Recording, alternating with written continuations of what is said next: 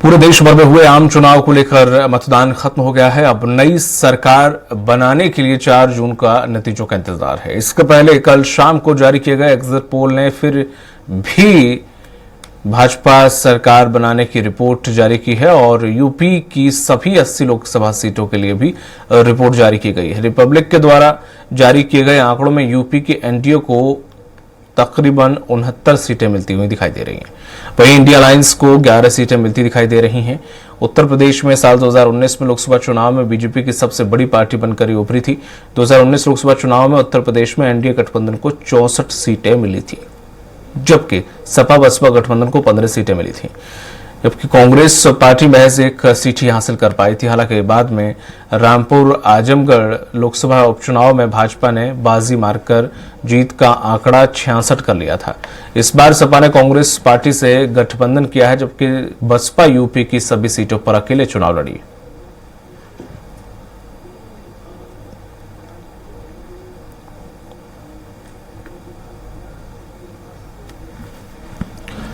और आपको बता दें कि उत्तर प्रदेश में पिछली बार के जितने ही आंकड़े इस बार भी दोहराए जा रहे हैं, लेकिन विषय विशेषज्ञों का कहना है कि इस बार आंकड़े में थोड़ा बहुत अंतर हो सकता है। लेकिन जिस तरह से इंडिया गठबंधन ने मेहनत की है, हो सकता है कि इंडिया गठबंधन की पिछली बार से ज़्यादा सीटें आए। लेकिन जिस तरह से जो एग्जिट पोल हैं उसमें 69 की तकरीबन सीटें बीजेपी को मिलती हुई दिखाई दे रही हैं, 69 सीटें।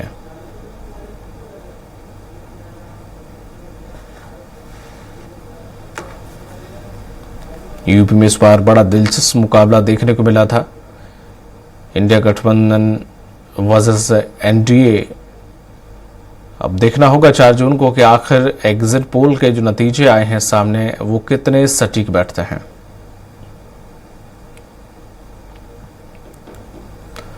रिपब्लिक के द्वारा ये जो जारी आंकड़े हैं उसमें यूपी एनडीए को 69 सीटें मिलती दिखाई दे रही हैं, इंडिया अलायंस को 11।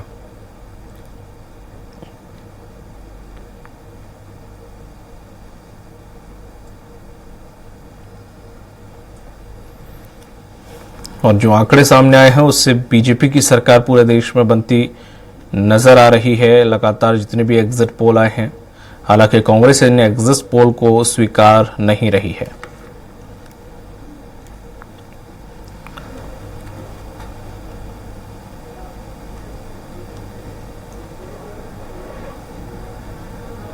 अधिक जानकारी के साथ लाइव जुड़ गए हैं घनश्याम निशान चौरसिया उत्तर प्रदेश से।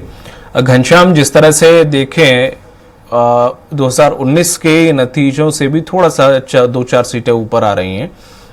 69 सीटों का जिक्र किया जा रहा है जो कि उत्तर प्रदेश में बीजेपी को मिलती दिखाई दे रही हैं, लेकिन जो 11 सीटें हैं वो इंडिया गठबंधन को मिलती दिखाई दे रही हैं, बल्कि पिछली के देखें तो 15 के तकरीबन थी। जो अब जिस तरह से हमने हर सीट के चुनाव के दरमियान लोगों से जो बातचीत की, लोगों से जो अनुभव उनके लिए, उससे लग नहीं रहा है कि जिस तरह से एग्जिट पोल ने दिया है कि 69 तो नहीं, लेकिन हाँ उससे पिछली बार से जो 66 थी बाद में 66 हो गई, तो उससे हो सकता है 61-62 के करीब तकरीबन आए, क्योंकि पिछली बार से तो ज़्यादा यहाँ पर मिलती हुई नहीं नज़र आ रही जितना लोगों ने अनुभव साझा किए हैं।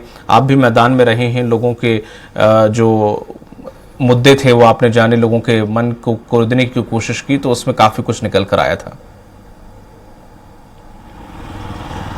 बिल्कुल दीपक, आपने बिल्कुल सही कहा कि जो मतदान हुआ है और जो पैटर्न रहा है इस बार का वोटरों का, वो 2014-2019 से अलग रहा है। जो लोग विरोध करते रहे वो बाहर थे, विरोध सामने कर रहे थे मीडिया, सोशल मीडिया के जरिए, व्हाट्सएप ग्रुप के जरिए लोगों से मिल करके चुनाव के मतगणना के वक्त, मतगणना बूथ काउंटिंग के बाहर। लेकिन अगर बात करें ये वोटर कौन है इतने विरोध के बाद जो भारतीय जनता पार्टी को वोट किए, तो एक बात मैं बता दूं कि इस बार जो 2019 की तरह इस बार भी वो वोटर भारतीय जनता पार्टी की तरफ रुक गए हैं जो साइलेंट, जिसे साइलेंट वोटर के नाम से हम लोग जानते हैं। उन्होंने कभी भाजपा का नाम नहीं लिया, उन्होंने कभी सपा बसपा कांग्रेस का नाम नहीं लिया, लेकिन वो जो वोटर है वो मूलतः वोटर्स भारतीय जनता पार्टी के खेमे में गया, एनडीए के खेमे में गया। यही कारण है कि जो आंकड़े हैं 2019 से भी बेहतर बनते हुए दिखाई दे रहे हैं। एक बात कल हम लोग जब मतदान के दरमियान वाराणसी में जिक्र कर रहे थे, आपको याद होगा कि एक बच्चा ने कहा कि अकेले अगर राहुल गांधी चुनाव लड़ते तो शायद हम उनको और ज्यादा सफलता मिलती, क्योंकि 2014-19 में जिस तरीके से राहुल गांधी चुनाव प्रचार करते थे उनको ना कोई गंभीरता से लेता था, ना वो गंभीर बातें करते थे। लेकिन इस बार का चुनाव ऐसा हुआ कि राहुल गांधी को लोग गंभीरता से लेने लगे, लेकिन उन्होंने जिन लोगों को अपने साथ में लिया था इंडी गठबंधन अलायंस के जरिए, इंडी ब्लॉक के तहत, वो उन लोगों का जो फेस है, उन लोगों से आम जनता जो है आमतौर पे नफरत करती है या फिर उनके साथ नहीं जाना चाहती थी। यही कारण है कि जो राहुल गांधी की गंभीरता तो बढ़ रही है, सक्रियता बढ़ रही है, उनके तरफ लोगों का रुझान बढ़ रहा है, लेकिन ओवरऑल जो प्रधानमंत्री नरेंद्र मोदी का लेयर है, स्टेज है, जीतने का जो स्टेज है, उससे कहीं ज्यादा नीचे राहुल गांधी पहुंच पा रहे हैं। यानी जो ये तस्वीरें दिखाई देंगी, ये बहुत जिम्मेदारी से मैं कह रहा हूं और जमीनी स्तर पे ये कह रहा हूं कि वोट प्रतिशत इंडी गठबंधन का बढ़ेगा, लेकिन वो जीत के आंकड़ों से थोड़ा सा नीचे या कहीं ज्यादा नीचे रहेगी। यानी अब की बार जो मतदान होगा, जीत के आंकड़े एनडीए के खाते में जाएगी, लेकिन जो वोट प्रतिशत होगा वो वोट प्रतिशत इंडी गठबंधन कांग्रेस और समाजवादी पार्टी का 10 से 15%, 12%, चाहे कुछ भी पड़े, लेकिन 10% से ज्यादा बढ़ता हुआ दिखाई देगा।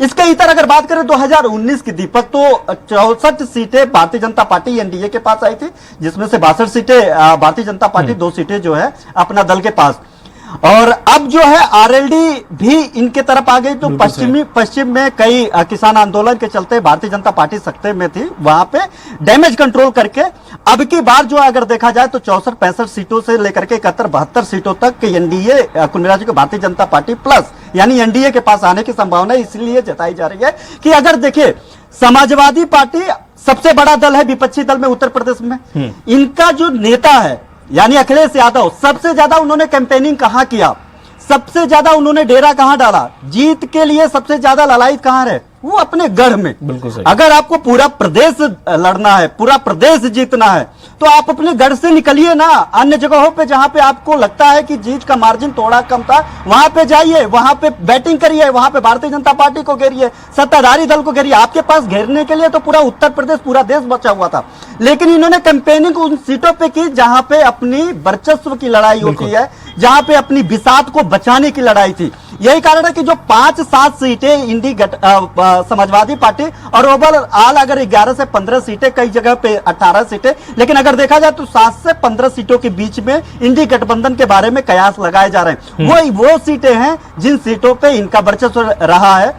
कह सकते हैं कि आजमगढ़ जैसी सीटें जहां से खुद अखिलेश यादव लड़े, वहां की सीटें, मैनपुरी की सीटें डिंपल यादव चुनाव लड़ रही है, फिरोजाबाद की सीटें रही हैं, जो इनका अपना गढ़ रहा है। उन गढ़ों में ये अपनी मजबूती से दिखाई दे रहा है। तो अगर ओवरऑल बात किया जाए तो ये जो चुनावी पैटर्न रही है, जो चुनावी इस 2024 के साइलेंट वोटर रहे हैं, जो चुनाव में जाने का तरीका रहा है, जिन बातों को लेकर के इंडी गठबंधन, संविधान और आरक्षण, जो सबसे ज्यादा अगर किसी को पे असर होता है वो बसपा के वोटरों पे असर होता है। और बसपा के वोटर, बसपा एकला चलो रास्ते पे थी, उसको लग रहा था कि अगर मैंने गठबंधन किया तो मेरे वोटर उधर शिफ्ट हो जाएंगे, लेकिन उनके वोटर मेरे तरफ शिफ्ट नहीं होंगे, तो ऐसे में एकला चलो रास्ते पर रहेंगे। इसमें अगर नुकसान होता हुआ दिखाई दे रहा है तो एक बार फिर बसपा को नुकसान होता हुआ दिखाई दे रहा है, सीधे तौर पर पिछली बार के अपेक्षा। और लेकिन बसपा ने नुकसान सबसे ज्यादा किया है, अपने नुकसान होने के बावजूद तो इंडी गठबंधन के प्रत्याशियों का नुकसान किया है, उसका सीधा फायदा भारतीय जनता पार्टी के प्रत्याशी को हो रहा है। और इस बार जो तस्वीरें दिखाई दे रही है 2019 से बेहतर इंडिया के लिए इसीलिए दिखाई दे रही है, और इस विरोध के बाद, एंटी इनकम्बेंसी के बाद दिखाई दे रही है। जी दीपक, तमाम जानकारी साझा करने के लिए आपका बहुत बहुत शुक्रिया घनश्याम।